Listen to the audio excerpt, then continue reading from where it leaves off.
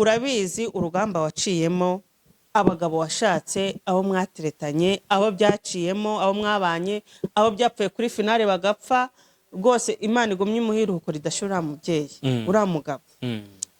Ntago twifuza kuzumva saga nk'izabanje, sibyo? Ibyo ngibyo byaba bibaye noneho gutikuza. Turifuza yuko wazubaka urugo kandi rugakomera, wahuramo n'ibibazo ukarugumamo, kuko urugo aranabizi we kundusha. Urugo uhuramo n'ibibazo ukahuramo n'ibyiza ukavumiriya, sibyo? Ugafunga butu gikomanda. Ntago mu rugo gusa ubona ibintu byose ari paradizo.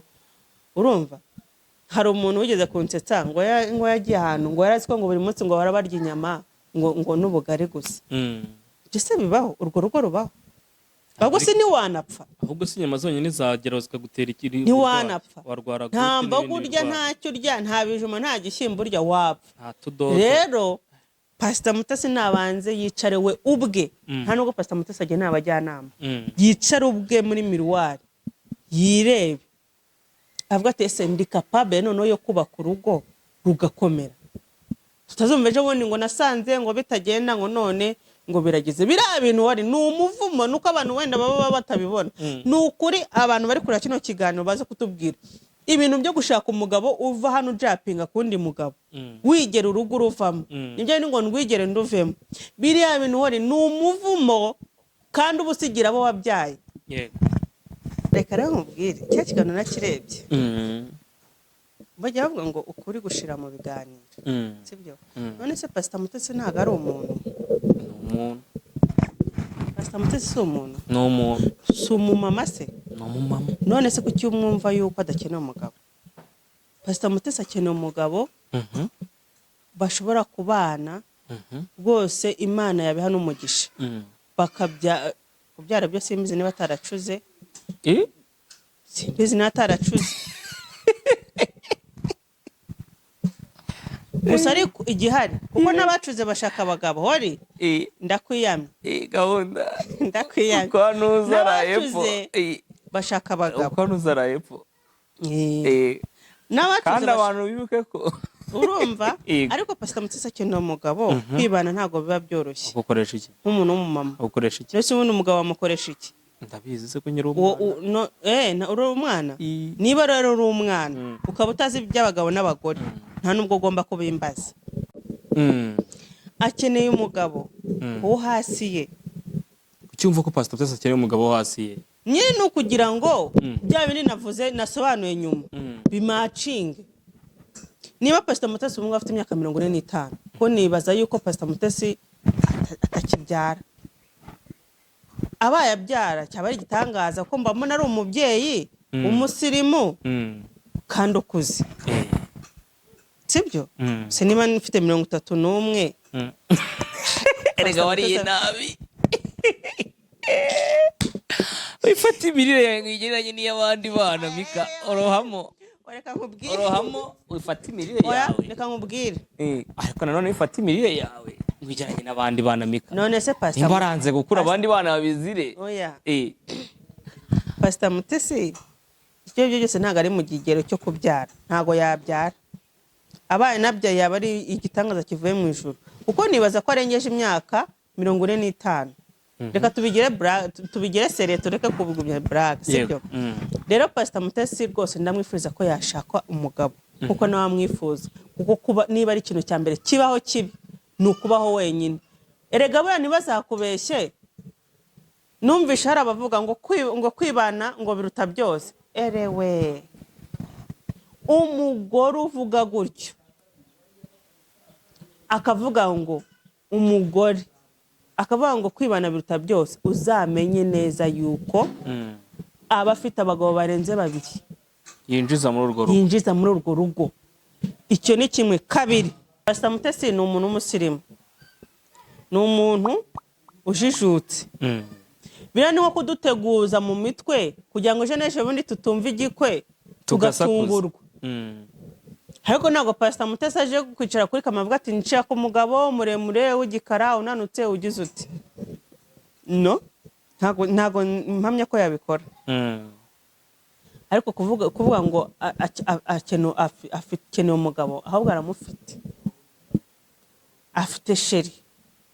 Ni ukudutegurira mu mitwe kugira ngo bitazadutungura. Ndakubwiza ukuri ko mu minsi iri imbere ntimuzatungurwe n'ubukwe bwa Pastor Mutesi. Ahubwo ikibazo mfite, ese nibura yaba yararebye neza ko uwo mugabo atari ikiremba nka Rugana Intwari? Siko yavuze, si kundeba, kugira ngo atazagaruka arira nk'uko yarize ubushize. akomeka kamara yashize ubushize ari ay'umugabo wari witabye Imana. None se kuba ari ikiremba twabikuye he? Si twabikuye ku muhanuzi we? Yes, reka mbasuze nongere mbaye ikaze mbifurize amahoro y'Imana aho muherereye hose ku isi. Niba uri mu gitondo nkwifurize igitondo cyiza, nimba ni mugoroba nkwifurize kugira umugoroba mwiza. Nge ndi uri nk'ibisanzwe uyu munsi ngira umugisha wo kubana na Mika. Mika, ko dutangiye wiriye bite? Dutangiye wateretse amaso ni amahoro. Niriye oya niko ndeba. Kuri wateretse amaso kandi Bari ko ndeba se? Ni kureba gutyo gutyo. Abantu bareba ikiganiro baze kutubwira niba ari n'abandi bantu bareba gutyo amakuru cyase kori ibintu wihaye byo kumbaza ngo amakuru. Ubu ni nkubwiye ko mfite ibibazo, wamfasha iki? ntago nabura akantu ngufasha. Ubwo ndabifite, ntabwo meze neza pe. Mbutameze neza, ihangane. Sinakubwiye nta kindi kintu. Ako ikibazo cy'abanyarwanda ni iki? Tujye dukora ikiganiro kirangiye ibintu byo kubaza ngo umeze ute. Buriya umuntu akwashije ngo umeze ute bituma wenda hari na mudu kuva mu muntu dutangira ikiganiro umuntu abarimo. Nese kumbwira ngo uri kumva ibibazo byanjye, wahise ukambwira ngo ihangane. Nta kibazo ufite Mika?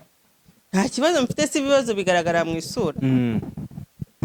Nawe ugiye ko nk'abantu bavuga ngo nubwo rwose ngo uri kundebera inyuma ariko imbere narashize, ngo uriya mwana ndamukunda, ngo narapfuye. Wishwe n'iki kandi tubona uriho? Uzi impamvu se ituma abanyarwanda umuntu ababaza ngo amakuru ukavuga ngo ni meza, kandi uzi ko hari umuntu baza ngo bite ngo amakuru ni meza kandi wenda mu muryango wabo bapfushije? Byabaye nk'umuco. Kubera iki?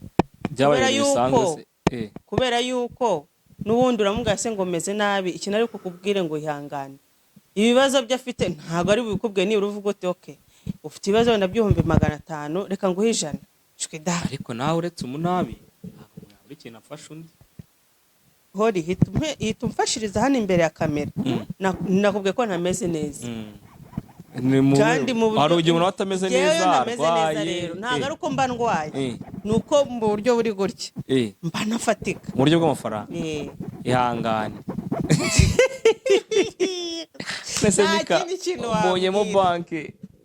Hata abantu mutureba nimubona Mika mujye kuri channel ya Mika TV mukando subscribe, nundi amafaranga azaza utanze agaruka wenda atakivuga gutya. Ikibazo ni uko ikiganiro duherutse gukorana nta n'umuntu wo kuntoranwa waje gukora subscribe wanjye. Yarayikoze inde? Intama njyewe wa subscribe nani mfite, wagira ngo mfite, sinzi ikibazo mfite kuri channel yanjye. Juma video zanze pinning wanjye ntari nta mu subscribe. Oye Juma video yanjye pinning wanjye turebe. Intorerwa abantu kandi Mika watangiye ubikora waje kuzimirira he? Nuko najyaga nyigwa ntuyipinning. Oya urambeshye, nabwo nayishyiragamo nakubwira ati nayishyizemo ukamakanya. None se noneho umuntu witwa Nuza nashatse kuvuga yajyamo agazanga irimo ngo sha uri ko bayishyizemo ngo nuko mawuje atiyareba. Ori reka nkubwire wanjye dore ngo yatoragwe n'isasi Rubavu.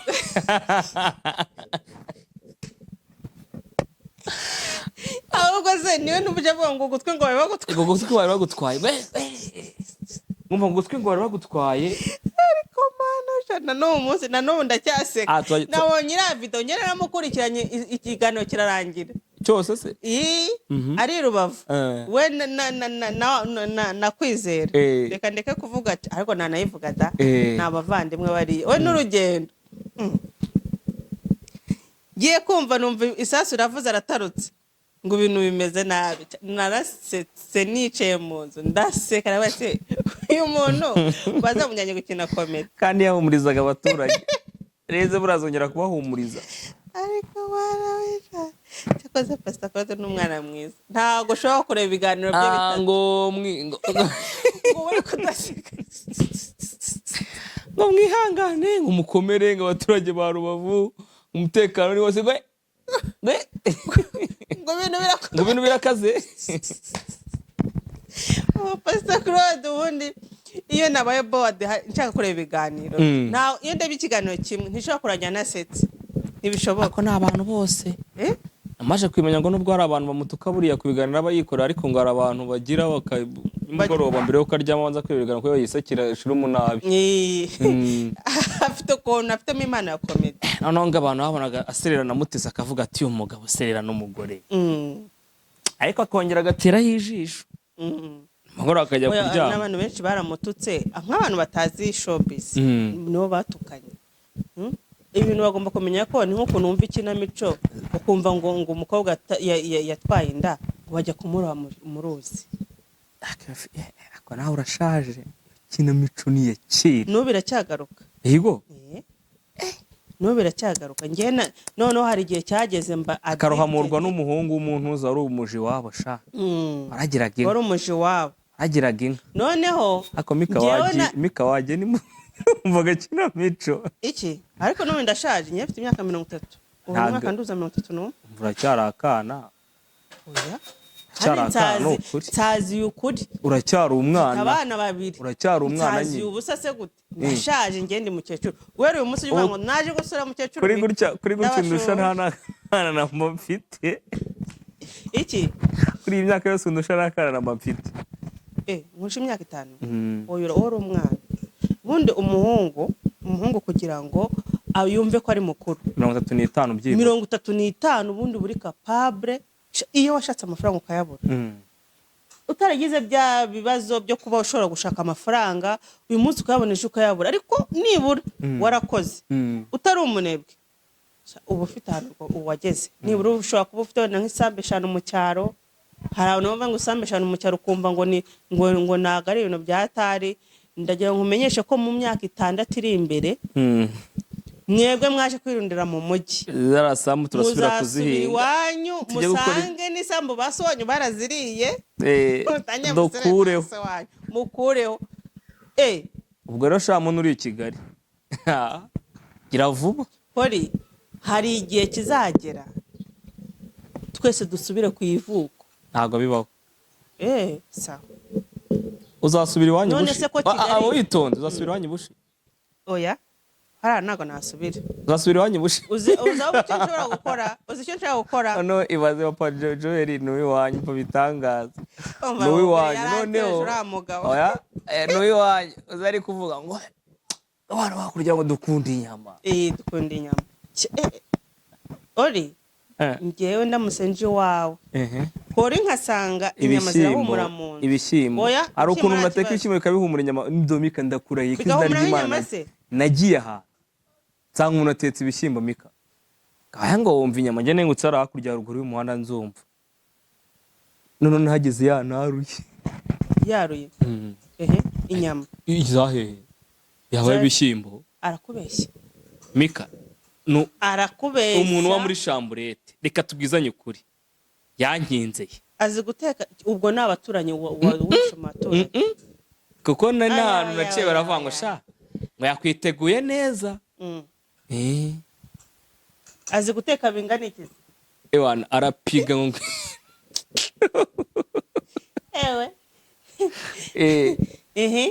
azi guteka bingana arateka pe wapi reka nkubwire ndamutse nje nkasanga inyama zirahumura iwawe ntuzime ako sha naye ariko ntabwo namurenganyije ko nyine nari nzi ubuzima abayemo n'uburyo ameze mbizi neza ko yize hotel nyine yatetse nko kubera kugira ngo wenda yiyumve ko ndi bubishime nyine twagiye ku muhanda ndya kaburushete ndabyemera ariko zari zahumbuye azi guteka ni umuhungu ni umusore pe yahoraga muri Radisson mbabara uzamunzanira nshaka nyigisha guteka capati njye nkunda kwiga guteka kandi ndanabizi buriya natetse nitonze neza nagukosora. Ni nk'icyo uzi guteka Mika? Njye ibintu byose ndabizi. Ni nk'icyo uzi guteka Mika? Witonze Mika, ni nk'icyo uzi guteka cy'umwihariko kuri wowe? Njyewe njye nzi guteka ibintu byose bijyanye n'inyama ndabizi. Ntabwo wateka ibishyimbo? Ibishyimbo no natetse ibishyimbo abantu mwumvisha hano Mika turuka atateka ibishyimbo agateka inyama. Iyo natetse ibishyimbo njyewe no mba ndenze ko njye nzi guteka ibishyimbo ye baba we nkahita nshyiramo udusenda baboyi. Uratuzi udusenda baboyi nkadushyira mu bishyimbo mume hakanje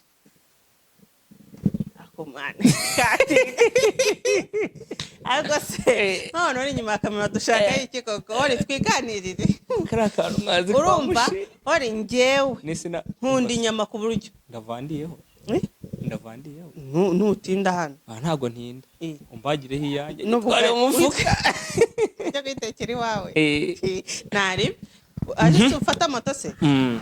Twinjire mu kiganiro Mika. Twinjiremo none dore duteye nuza minota hafi nka 10 n'ingahe irashize ya brage abantu ubwo bumve ko nuko nge na Mika tuba twibaniye twahuye tuba dukumburanye. Dore wanambaje gukoramo igitambaro kirambere. Brigitte yetaga mbwira ngo shawuri nari nkumbuye umunwa wa ariko na Brigitte ariko nanjye nari nkumbuye kuvuga nari maze igihe ntavuga.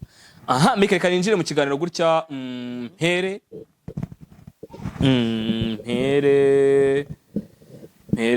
ku imwe twabonye ku munsi w'ejo.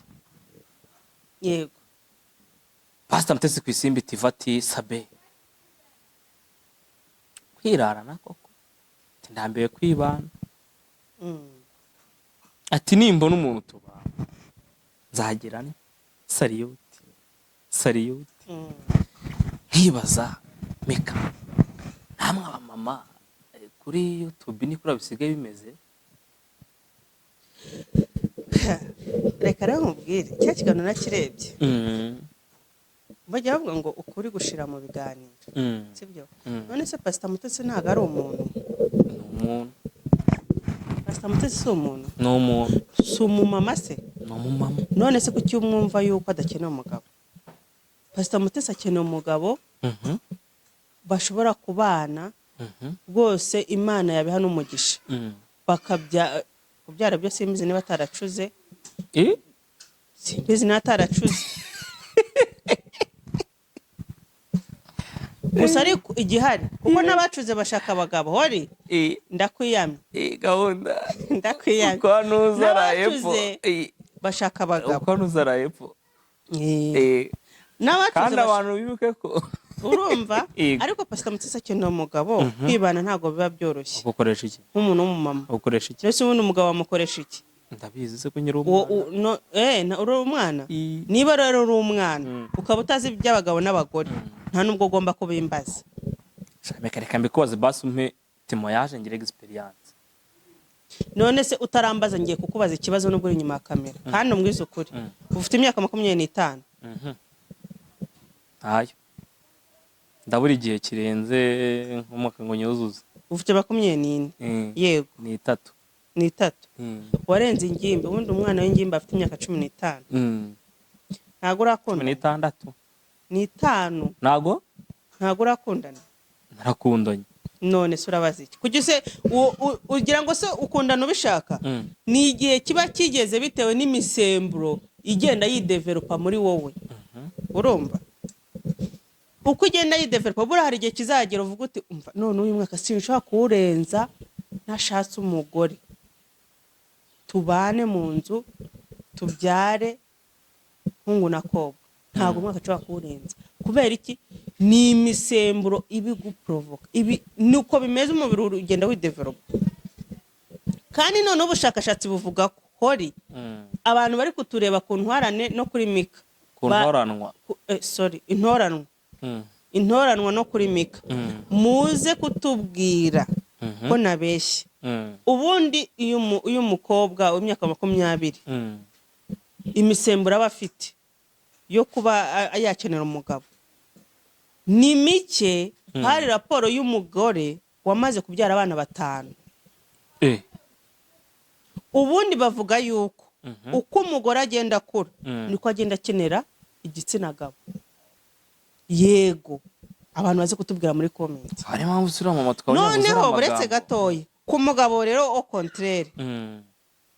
Ku mugabo umusore ukiri muto abakeneye umugore, ariko uko imyaka igenda ajya hejuru 40, 50, 60 agenda ashirirari.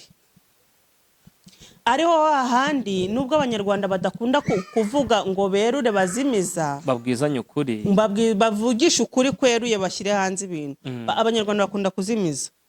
No handi ujya kumva nkwenda nk'umwana w'imyaka 27, umukobwa w'imyaka 29, wenda ashatse nk'umugabo w'imyaka 55, bakavuga ngo gashatse se oya, ngo nta kabuza uriya mukobwa azajya amuca inyuma. Ubuze ikintu washatse kuvuga? Uriya mugabo w'imyaka 55 ashobora kumara icyumweru cyose atarakenera umugore, nta kibazo afite, ore akazi kose agakora neza. Yego oya, genda muri Google barabikwereka. Ibyo nkubwira ngewe ni ibintu uzi. Ariko umukobwa w'imyaka 30 bamwita ngo ni jigije harya. Umukobwa w'imyaka 30 cyangwa umugore w'imyaka 30 amaje kubijigije. Umugore w'imyaka 30 nashaka ababyaye 7 cyangwa 10, hararo noneho habageze ko bagomba abashaka umugabo, abakeneye ziriya keya. Naga ari twe twabihimbye, niko mu muntu hubakitse. Ubu mu myaka urimo nibwo ukeneye keya zo mu papa, nibwo nyine umugabo nyine. Yego, kureba abantu bari gutuka pastor. Rero niyo mpamvu ujya kumva abanyarwanda baravuze ngo umukobwa w'imyaka 30 washakanye n'umugabo w'imyaka 55. We ngurarasaza se ngo arujyanye, ngura mukobwa buri azajya muca inyuma ngo akurikiye amafaranga. Niyo mpamvu bavuga ntabwo baba bari muri meme eta, bihe barimo biratandukanye. Ni handi umwe avuga undi akavuga. Bivuze ngo noneho umukobwa w'imyaka 30 ashatse umusore w'imyaka 25 ntaribi. Nubwo baba bameze neza. Bivuze ngo noneho gushaka umugabo kuruta meme uko n'ubundi gahunda hari imyaka bigera bikanga. None niko bimeze, niko byubakitse muri biology. Ntago ari nge mbivuze ngenyine, ubiza arabizi, utabizi yirinde kujajinga, aho gabaze Google. Ni ibintu bigaragara bizwe. Cyo giteye ubwoba. Hanyuma ubwo bavuga ngo umugore w'imyaka 45 abenshi baba baracuze, ariko umugabo w'imyaka 60 na 70 na 80 arabyara. ziba zarashizemo kuki ku bagore. Oya nyine yaracuze, iyo niyo icyo gihe cya nyuma nyine kugira ngo ni ka special Sara yabyaye afite ingana, ni ka special ariko mujye mugira no kwizera kw'Imana. Usibye ibitangaza by'Imana, myaka y'imirongo ingahe ijana ntiyabyaye. Nyine nakubwiye ngo usibye igitangaza kivuye mu ijuru. Ariko ubundi la majorité abagore b'imyaka 45 baba baracuze. Bivuze ngo uri ushatse umugore w'imyaka 43 uburi hagati yo kubyara no kutazigera ugira umwana. 43 hari n'igihe usanga yaracuze. Hari n'abo nzi bacurira 38 bariyizi nako. Kuri 38 ashaka undi mwana akamubura. Ubwo cyetse ko itagira imisemburo myinshi. Oya, biterwa n'ukuntu ibyo ni doctor abigusobanura, ariko barahari. Barahari ku myaka 38 biba byararangiye. Kandi ikintu kikubwira ko wacuze nuko utabona imihango. Uri umukobwa utajya mu mihango ntabyara. Buriya? Umva rero ibintu byinshi tudasobanukiwe nk'urubyiruko. Ahubwo uzabe shangazi. Twiriye kuba shangazi. Ibyo bintu ntago babizi. Ntabwo benshi babizi. Nta muntu utabizi. Kireka wowe w'umwana, umuntu utajya mu mihango ntago abyara. Kiretse njyewe? Kireka wowe w'umwana nyine. Ubundi ubu nize biology hari abantu bajya mu mihango. Fashe biology yanjye uyinganya na 0. Iki? Fashe biology yanjye uyinganya na 0. Wize biology? Wize biology? Nize icyo bita PCM. PCM, physique, chimie and math. Ongeramo ko nuza tuba dufitemo biology nyinshi cyane kurenza ibindi bintu byose. Ariko niko bimeze.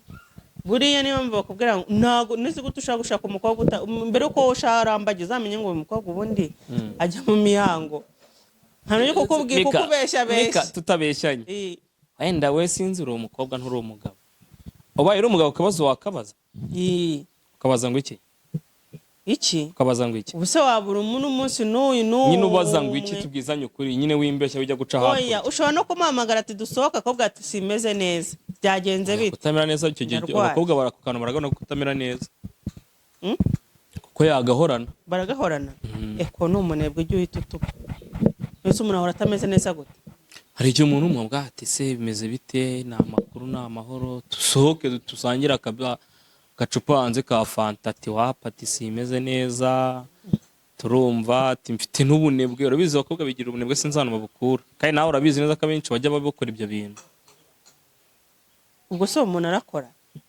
uwo muntu akora iki adakora birashoboka ko n'ubu usanga mu kazi ari umukurajeri ahubwo abantu no mu kazi bamushima ariko nyine byagira mu bintu byo kugira ahantu ajya n'icyo ugasanga ni umunebwe wo kugenda oya ntabwo ari umunebwe wo kugenda ahubwo ntabwo ari fiyeri yawe ntabwo aba akwiyumvamo twikomereze reka noneho ninjire ku kibazo nyamukuru tukaba tukiganirira ku bya Pastor Mutesi ubwo niho haravuga ku kantu kose abantu bihangane tuba tuyateyeho ubwo abantu batazi ibijyanye n'uburumbuke mu byumviyeho ndi kuvuga nti Pastor Mutesi hari yageze ntihakeneye umugabo kandi akeneye umugabo utari mukuru kuri we akeneye umugabo bangana umusore cyangwa uri nyuma yeho gato umunsi wo hejuru ye uwo hejuru se azamarira iki nose Pastor Mutesi urumva akeneye umwana muri level nk'iyaba Pastor Claude abura afite imyaka nk'iyaba Pastor Claude oya ntago ngiye kumujyanya na Pastor Claude kandi katinga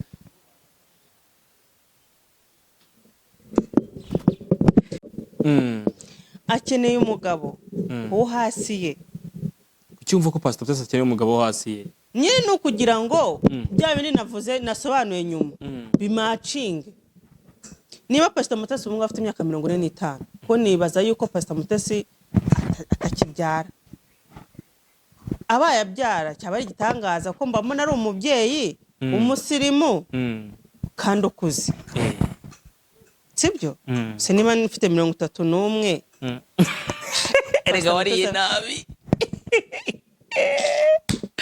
wifata imirire yawe igereranye n'iy'abandi bana Mika orohamo wifata imirire yawe reka nkubwire ariko nanone wifata imirire yawe wigeranye n'abandi bana Mika none se Pastor nimba aranze gukura abandi bana babizire oya Pastor Mutesi icyo byose ntabwo ari mu kigero cyo kubyara ntabwo yabyara abaye nabyaye yaba ari igitangaza kivuye mu ijuru kuko nibaza ko arengeje imyaka 45 reka tubigire seriye tureke kubigumya brag sibyo rero Pastor Mutesi rwose ndamwifuriza ko yashaka umugabo kuko nawe amwifuza kuko kuba niba ari ikintu cya mbere kibaho kibi ni ukubaho wenyine erega buriya ntibazakubeshye numvisha hari abavuga ngo kwibana ngo biruta byose erewe umugore uvuga gutyo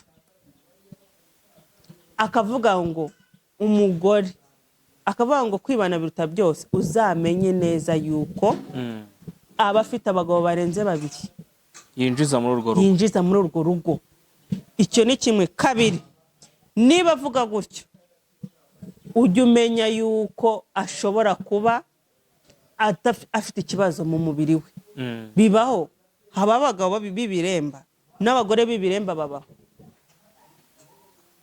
niba ibyo bibazo bibiri ntabyo afite arakubeshya ariko abantu benshi bakomeza kwibaza impamvu uyu mama yabaje kuri social media kuvuga ko akeneye noneho umukunzi uri seriye avuga ati ninamubona nshobora kuzatera isaro ubwo no kumufata neza ndakeka byaba bitewe n'iki Mika ko na mbere twamye tutumva ibi bintu na benshi bibaje ati mama Pastor ati kuki yaje kuri social media kuvuga ibi bintu kuki yaje kuri social media kuvuga ibintu akeneye umugabo nyine ariko bira ni n'ibintu byo ntago Pastor Mutesi ni umuntu w'umusirimu ni umuntu ujijutse bira ni nko kuduteguza mu mitwe kugira ngo ejo n'ejo bundi tutumva igikwe tugatungurwa ariko ntabwo Pastor Mutesi aje kwicara kuri kamera avuga ati nshaka umugabo muremure w'igikara unanutse ugize uti no ntabwo mpamya ko yabikora.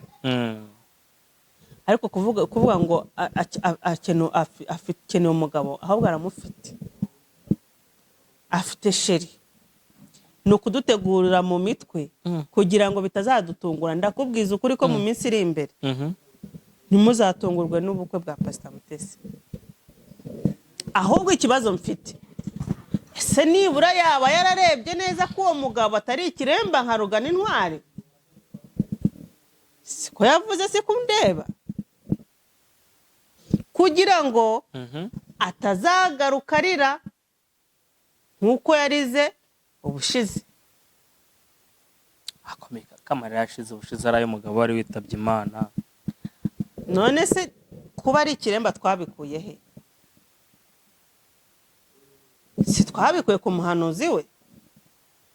Ako ka video uhoro kanshakire nuza kukabona ukabashyiremo, ariko nzi ko abantu bose bakabonye.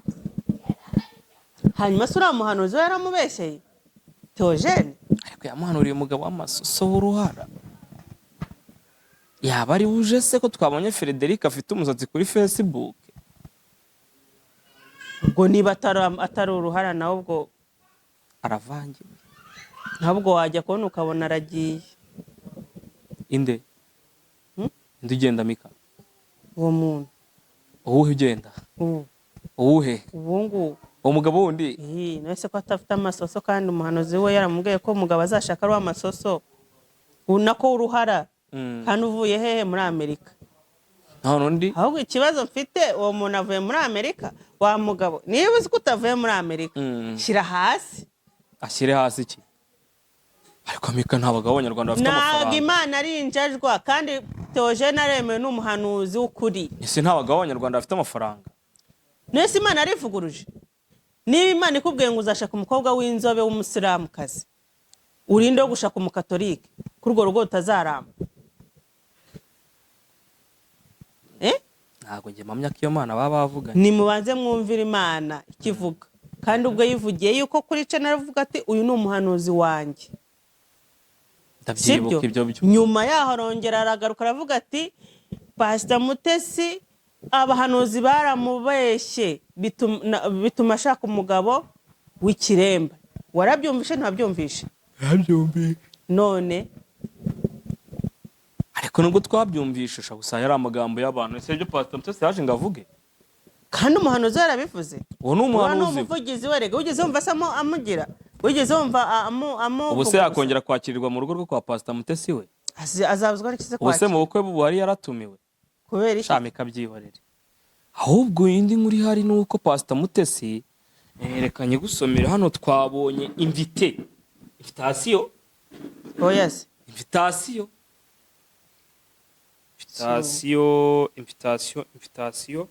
Yagutumiye. Mero ku invitation ivuga invitation. Ori invitation urayifite? Ndayifite pe. Ori izana nyisome. Dore ngiye. Tazatuma mbesha Abanyarwanda.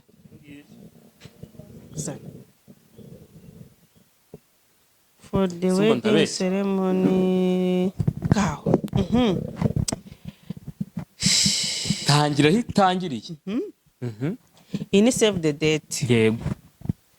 Cyongereza cyanye gike se. For the wedding ceremony joining the life of Pastor Mutesi Marie Aime and Murindwa Ferdinand, March nkawe tariki 30 ejo bundi kwa gatatu. Formal invitation to follow. Subwo rishuwa cyangwa nimwe mwayikoresheje bise no gukora wowe wari ndabizi uzi impamvu nyemeye nuko n'umugabo twaganire twa Bishop yo invitation arayeme. Kiganiro we kibone. Sinakubwiye ariko nakubwiye gute mu kiganiro? Nakubwiye ngo ikiganiro Pastor Mutesi yakoze ku Isimbi na Sabe ni cyo gutegura abantu mu mitwe. Wumva kugira ngo abanze bambwire yuko akeneye umugabo, ariko no mu minsi mike mutazatungurwa n'iki n'ikintu cy'igikwe. Dushima Imana rero ko Pastor Mutesi nibura abonye umugabo, sibyo? nibura wenda uzajya umushyira hehe ku murongo akamurinda ibintu bimwe na bimwe agenda asohora bigatuma Pastor Claude bamwibasira. Genda byishimiye buriya rega bafite umugabo ugira discipline, hari naho ugarukira. Mbese wibaza yuko yaza kuba afite umugabo uribuka amezi 5 yose twamaze ducuruza Pastor Mutesi, urabyibuka? Wibaza yuko byari kuba? Ntabwo byari kuba.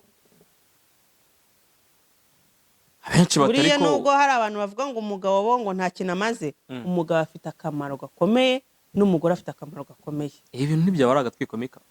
Aba ari agatwiko byaba bibabaje kuko gutwika ushaje nabyo ni ikibazo. Ubundi hatwika abana bato. Gutwika ushaje rero ni ikibazo gikomeye. Mbese niba ushobora gutwika ungana gutya, umwana wawe yazakora iki? Yazatera bombe.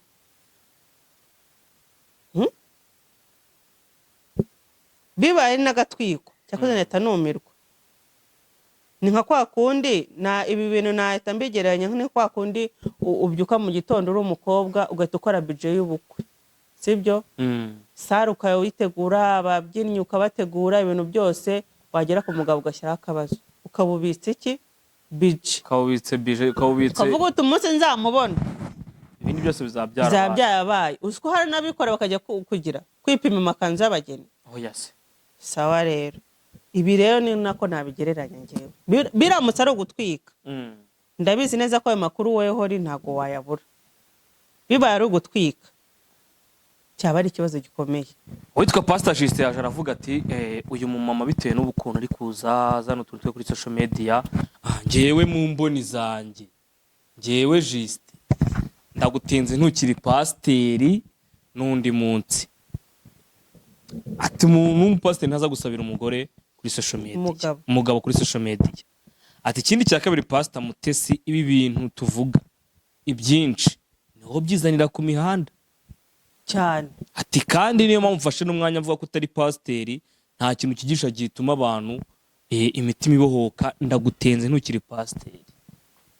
Nese pastor atengo ndi pasteri amurusha inshingano ngo umwe ni Revera Pasteur Justin undi ni pasteri. Umwe yatengo undi.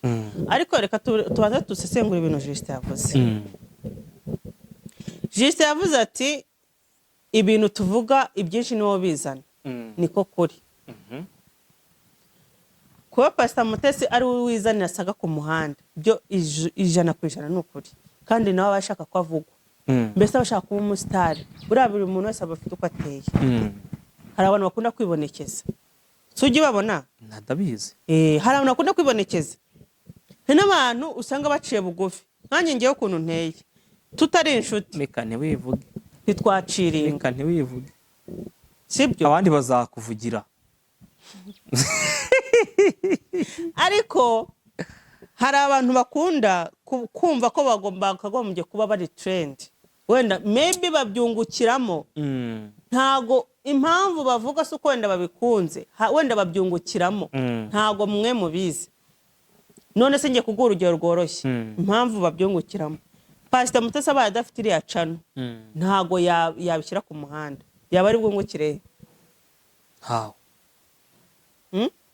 None se kurara ko bamututse bakamuvuga, wigeze ubona reka content? Sibwo ahubwo abasabu biyongereye. Ibyo kupa bitangaza bamukoze nabonye ko yaje akabasubiza. None habwo n'abantu benshi n'impamvu bahiriye abantu bibaza ati se we na Jari ko mwavuze ko mwari mufite ubukwe ukavuga ko nta bukwe mufite bupfuye, intwirano babahaye mukazigabanira kuri kamera 100,000 mukabigabana senkani. Ese yaba ataragatwe kanuzanye kugira ngo bagwe n'intwirano nayo muyinje na Pastor Mutesi? Ni umuntu batwereza ko bari bagiye gukora ubukwe nyine ko barabivuze kuri kamera. Oya, ariko mana ngicyo nyine bari bazi ko bagiye gukora ubukwe. Nagikoranye kare na Jari rega, yarazi ko nyine uwo muntu yarazi ko Jari na Pastor Mutesi bafitanye projet ndende yo kuzabana bakaba umugore n'umugabo bakora ubukwe. Atwerera hakiri karatanga akajana. Aravuga ati reka mbahaye 100 memba twerereye mwe mukoresheje invitation. Urumva nta munyarwanda wayatanga. Ariko mana ese nijoro we. Urumva Mika? Abantu n'ukuri bafite ikihe kibazo. Hanyuma ngo ayo mafaranga bayazana kuri kamera bakora ikiganiro baravuga bati aya mafaranga reka tuyagabanemo kabiri, senkani twe nta bukwe dufite. Nta bukwe bafite, nta nubwo bari abantu babana. Gerard na Nuza na Mutesi Gerard na Mutesi babana gusa wari wabona indyarya ebyiri zibana mu nzu bariya ntago bishoboka. Maramika babana ngiye nkurikije ukuntu Pastor Mutesi namubonye muri iyi mihanda atoroshye, nkakurikiza Bishop Gerard uburyo muzi, ntibashobora kubana. Reka nkubwire, usibye no kubana, nubwo bayikiza mukavuga ngo mubane icyumweru mu nzu mumeranye neza, ntibishoboka kuko bose ntiboroshye. Ese wari wabona isaso ntibibana wapi? Buriya n'Imana ijya guhuza, ihuza abantu babiri batameze kimwe. None se Gerard arakora ubukwe yigeze akora divorce? Ureka wenda tumuveho kuko asiwe twajeho, ariko ndayo nkubwize kuri ko bitari no gukunda. Afite umugore kandi aracyari proud ye n'abana batanu, aracyari proud yabo bose. Urumva avuga ko yakoze divorce wapi? Urumva ko avuga ko yatandukanye nabo? Oya, ibyo ntago yabivuga. Rero ndagira ngo mbwire abantu, umuntu watwerereye hasibuye amafaranga y'ibihumbi 100 y'inyihera, nkigura nibura gaze, akusimikubuze gaze, nkigurira gaze y'ibihumbi 25, si igicupa se cy'ukwezi. nawe yaninda mbi kucyuma ko bayaguha nago yaheza nk'umuntu umukino ucana amakara epfura akagura akagaza akagatunga mu nzu. Umuntu ucana amakara se nose nishirema azatunga azagura iki? Aho harimo imifuka ingahe y'amakara se? Imifuka nk'irindwi cyangwa kugura 12 na 3 13. ubwo urumva imifuka ingahe meka? Ni hafi imifuka 6. So waruvuze uti ntago bashobora kubana bari abantu, ngiye cyo ngicyo ndakikubwiye. Nta nubwo nakubwiye ngo ni icyumweru kimwe ntibakibana mu nzu, nibareke no kubana forever, babana icyumweru kimwe. Ntago bishoboka. Abantu bari bwumve ko tewe baze kugira ikintu bavuga. Ntago bishoboka, ntago bishoboka. Kandi abantu nibagabanya ibintu by'amarangamutima. Babona abantu kuri social media bakundwa bene data, Yesu ashimwe, haleluya, ririri agahanura. Ariko babonye inyuma ya kamera ibintu bakora. Mbere haje invitation ya Bishop Gerard bavuga ko afatanye ubukwe. Oya, barayikoze Rayira niwe wayikoresheje. Basi kwikora n'iminota ingahe? Ntabwo ahereza umuntu. Ihise yo ntabwo bayikora. Nini nayo we bayikora. Ariko impamvu ikibazo yo ngiyo iri no kuri stati ya Pastor Mutesi. Impamvu uvuga ko wenda ibingi iri no kuri stati ya Pastor Mutesi. Bishobora kuba ari ukuri, sibyo? Nuko nyir'ubwite yabyitangaje ko akeneye umugabo. Kandi urumva ko mu matariki ahari abanze kwa gatatu igikwe kirataha, sibyo? Ahubwo badutumire. Ahubwo Imana idufashe. Uratwerera. Ngiye bantume namutwera kubera ikisi. Urega ubukwe ni umuco, gutwera ni umuco wori. Gutwerera ni umuco kandi nyarwanda. Ako Gerard yavuze ngo abantu bashaka gutwera mwese murebe kuri stati mugende mwereza. Kuri stati yande? Bishop Gerard murebeho invitation, ni mara kubona invitation umuntu ajagiriye rekwa yohereze ura mubyeyi akana. Reka. Azayinyihere ku giti cyane. Nikurasa nk'umuntu utatwerera. Ngewe natwera ko sinya abantu bantwerera. Ufunze utwo udashaka gutwerera pastors. Abantu bampa invitation bose ndarabatwera. Usibye no kubatwerera, shyiramo urukweto rwangerere n'umushanana mwiza. Ahubwo wenda gutumira. Urumva? Ndagutumira mu minsi iri. Njye mu murenge nzagutumire. Meze neza rwose. N'umurenge bari naribi. Ukunda? Nkunda dote ko. Ukunda? Dote. Akitajya muri reception.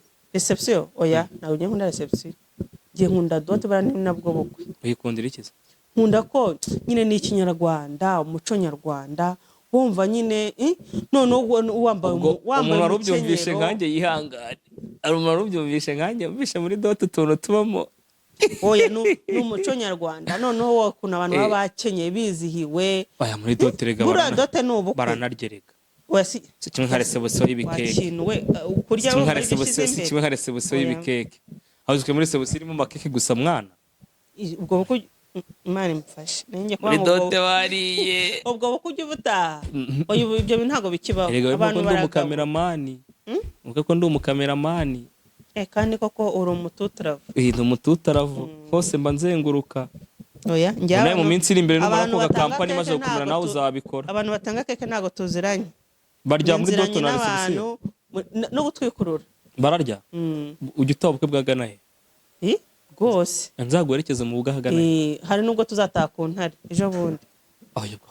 ntahari hari ubukwe nawe uvuze kumva kubo ngubwo batangira barya bugasoza barya uje gufata ubukwe bwawe raye epfo munuza kawugeranya n'ubukwe bwo mu ntare koko uzaze mu ntare tutaha ubukwe hori ikibazo ngiye ntawe nyakunda tuzakore n'inuza tuzakore vlog yego kandi twajyayo tuzakora aka vlog twajyayo kandi mbikubwiye tuzabikora mika tukujya tugana ku gisozo mu kiganiro cyacu ubwo abantu bakunda Pastor Mutesi ntibabishaka mu mutwerere ku ruhande rwabo ariko nanone reka nkubwize ukuri turi kugana ku musozo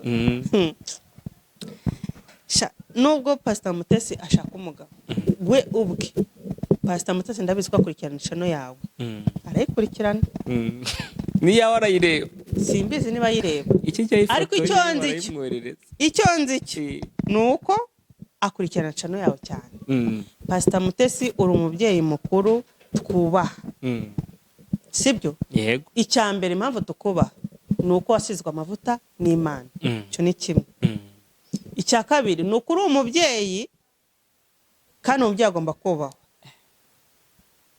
yego sibyo icya gatatu nuko tukubona yuko uri inyangamugayo sibyo ikintu yongeye kukwisabira mubyeyi ni kimwe nk'uko urabizi urugamba waciyemo abagabo washatse abo mwatiretanye abo byaciyemo abo mwabanye abo byapfuye kuri finale bagapfa rwose Imana igumye imuhiruko ridashira mubyeyi uriya mugabo ntago twifuza kuzumva saga nk'izabanje sibyo ibyo ngibyo byaba bibaye noneho gutikuza turifuza yuko wazubaka urugo kandi rugakomera wahuramo n'ibibazo ukarugumamo kuko urugo aranabizi we kundusha urugo uhuramo n'ibibazo ukahuramo n'ibyiza ukavumiriya sibyo ugafunga butu gikomanda ntago mu rugo gusa ubona ibintu byose ari paradizo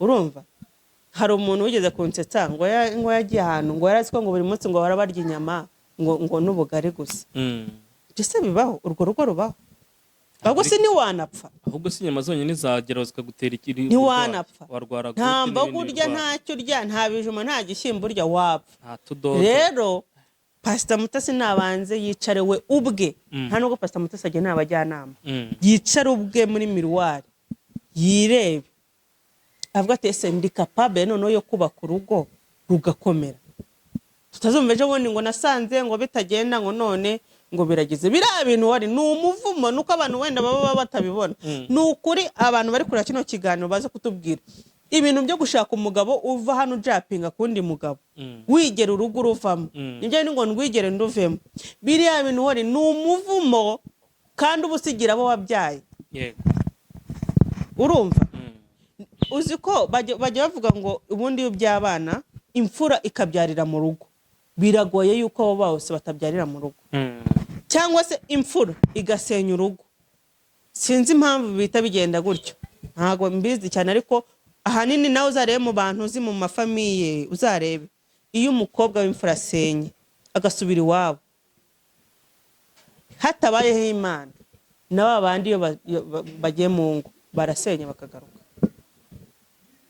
ngenza urugo ndaza kurukweka niturangize sibyo ni abapasiteri se n'umupasiteri nawe no mu bapasiteri wera ku mfura kugeza kuri bucura nta n'umwe wigeze ashaka nta n'umwe wigeze ushaka umugabo ngo arugumemo uzi ukuntu byagenze ku mfura abantu bose barabizi icyo turi bwirinde ni ukuvuga amazina imfura yashatse umugabo ngo aba afite amafaranga kwa sebukwe barizihirwa bamaze kwizihirwa niba ngo ari ku mwana wa mbere bamuhereza ikibanza he mwa sebukwe nkuko bari bafite ikibanza kinini nkuko ndi inzu yaba yubatse bagacamo hirya hepfo hari ikibanza hari izindi ngarani atuzaze ubaka yaratugwaye ikibanza urumva ati ntacyo turashima ikibanza kiguma ku mazina ya sebukwe na nyirabukwe barabanye babyaye wa mbere babyaye wa kabiri babyaye wa gatatu baranubatse inzu irarangiye muri cya kibanza batigeze bakora mitasi reka rero bazashwane n'umugore, habe no kuvuga ngo reka twiyunge turebe icyo twapfuye, twicare hasi tuvuge icyo twapfuye. Umugore yahise azinga utwe n'abana asubira iwabo. Umugabo agiye kurekera yanzu nyine ngo bamukore imitasiyo, baramubwira ati barakubeshye, bihwaniramo. Guhera kuri iyo mfura n'abana 4 ukurikiye kugeza kuri buca, kandi n'abakobwa beza. Nyine umukobwa ureba ukahita umuburaho inenge, uvuga ati kabisa uyu mukobwa ni mwiza pe, ariko bose bari iwabo. Ibyo ni iki? Ibyo bintu ni ibintu bibi cyane, abantu barabizi ko ari ibintu bibi cyane, ni ibintu bya karande bikururuka. So rero nicyo cyo twa turiho cya Pastor Mutesi. Pastor Mutesi, ibi bintu bigenda bikubaho, ubyemere cyangwa ubyange, ni karande. Kandi zivi wanyu mu miryango, ugomba kubanza, nubwo uri umupasiteri wakwikorera deliverance, washaka kukurusha amavuta, simbizi ngiye ibintu by'iyobokamana by'umwuka wera. Ngiye icyo nzi no gusenga ngiye kurya, nkasenga ngiye kuryama, nkasenga mbyutse, ibindi ntubimbaze, sibyo? Nakomeza ukirira ibijumba byawe. Ibindi simbizi by'imyuka wera, ariko ibintu bya karande ndabizi ko bibaho mu muryango, bibaho. Rero ibi bintu ari gukora, niyo mpamvu ngo yicare we yitekeza, avuga ati ngomba kubana n'uyu mugabo mu bibi mu byiza, yaba mugaye yaba apfuye yaba agize ati ngomba kubana nawe, sibyo? Tubitazamera ngo byarugana intwari. Si hari umusore mwiza, ntago tuzi icyo bapfuye, sibyo? Ntago tuzi icyo bapfuye, ariko uburyo byagize twarabyumvishe, kandi bajya bavuga ngo ukuri gushirira he? Mu biganiro. Twarabimenye. Rero nibyo ubu ngubu turamwifuriza ko byagenda neza, ntagenda ari uko akeneye profi kuri uwo muntu, cyangwa uwo muntu ntaba akeneye profi kuri we, ahubwo ari uko bakundana, kuko bashaka kubaka. Kuko buriya iyo wubatse ibindi bintu biraza. Erega mujye mwibuka yuko tuzava kuri isi nta na kimwe tujyanye. Ibyiza rero no kunyurwa na bike, ugakora ibindi ukabiharira Imana. Ariko nababona ko ari gushidikanya ibya bintu ngo reka ngo mukurikiye amafaranga cyangwa nkurikiyeho ngo profi runaka. Ushobora kuba ukurikiyeho umuntu wenda profi runaka, akaba ari mu mwanya runaka, ejo bakamukubita hasi agasigara ari rushati. Uri tayari kuzagumana nawe? Iwo niwo mukoro mpaye Pastor Mutesi. Bitari ibyo ngibyo, azahinduka iciro ry'imigani, tugumye tumwote nkuko Jise yavuze, kandi ntago azarekeraho. Ntago twebwe ntago tuzarekeraho kumuvuga mu gihe kiri ibintu bye hanze. Ntibishoboka. Icyo sazanya makuru yanyu tuzamuvuga pe. Gusa ariko hari ikintu kimwe nabonyemo Pastor Mutesi. Pastor Mutesi nta santima agira. Pastor Mutesi wapi? Kubera iki? Buriya njyewe natinye umuntu upfusha umuntu ako kanya nta n'amasaha abiri arashira, agahagarara kuri kamera akavuga uburyo bakeneye $45,000 by'idolari, kandi azi neza ko adashobora kubona visa ya Amerika kujya kumushyingura. Wabyumvishe? Abizi neza uwo muntu. Umva buriya hari ahantu naramutinye, kiriya kiganiro na n'ubu ngubu njya nicara nkakireba. Warubize? Kiriya kiganiro njya nicara nkakireba nkakibera, hari 30 ya mbere ihera niyo njya ndeba. Urumva? Biriya bintu narabitinye, mbona harimo ubusikama birenze n'ubusikama. Mpita mbona ko uyu mubyeyi nta bintu by'imuhagira, areba profi, areba icyo gushakamo. Yamaje kukibona. Ariko si ubwo wowe ni gute ushobora gupfusha umuntu ari muri Amerika ntazashyingurwa mu Rwanda ngo akeneye $45,000 by'idolari? Yo kujya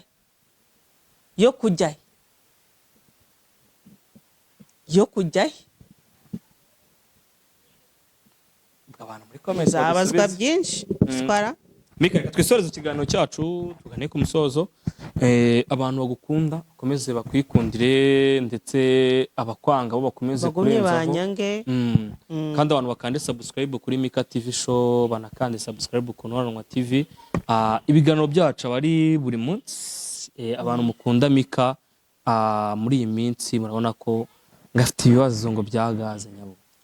oya nta bibazo ufite byagaze mu izina rya Yesu. Ko yari arimo aradusaba gaze. Hari akantu uvuze tuba turi kuri blague ntagira mu buryo bifata. Abantu bajye babyumva n'ubwo ngumba toje ndi muri blague. Tuba turi muri blague. Urumva? Hari akantu uvuze ngo abantu bakunda Mika ngo bamwe bamukunde ngo bamwanga. Barusheho. Adolphe Hitler yaravuze ngo man. Ubaye mu philosophe se nawe. Urumva? Yaravuze ngo man. Undinda abakunzi banjye kuko abanzi banjye bo ndabizi nzi byabo iko nzabigenza ariko buriya nimubaza kubeshya hori je nango nge nawe nago dukundana buruza abantu mukundana barihoza ranturu yawe nibo bari capable yo kukugirira nabi naho umwanzi wawe niba ngewe Mika ndi umwanzi wawe urabizi neza yuko ndi umwanzi wawe urabinyibwiriye mu kiganiro abantu mu kiganiro ngo nayikigana n'umwanzi wanjye urabizi ko ndi umwanzi wawe sibyo urabizi neza yuko ahantu Mika ari nta cyiza wahabonera sinahajya ubwo rero ahubwo abakunzi bawe rero nibo bantu baguhita buruzi nuko ikiganiro kirangiye nenge kuko kunyura muri politike ho gato aya n'umundi yinyuremo urumva nyuramo gato none se wibaza ko uriya mugabo wo muri nuza muri FRDC uriya wapfuye uriya mu generali wibaza ko yapfuye ate wari uzi ko bivugwa yuko yaje yagera i Goma ariko abajenerali baragwira akajya kwiyogoshesha ahubwo nabonye uyu munsi bamwerekanye ari muzima mwana we ntago ari muzima hari undi mujenerali nyine berekanye ari muzima nyine uriya n'uwamusimbuye ahubwo nawe bari bavuze ko yapfuye uriya n'uwavuye Kinshasa aje kumusimbura ahubwo uriya yaraje agwigoma amaze kugigoma arajya kwiyogoshesha bivugwa rero ko umukwafira amwogoshe urumva yari maneko yo mu 23 yahise amukubita mu GPS bakajya bamurebera muri za mudasobwa hano hose agiye agenda uwundi bigeze kwica muri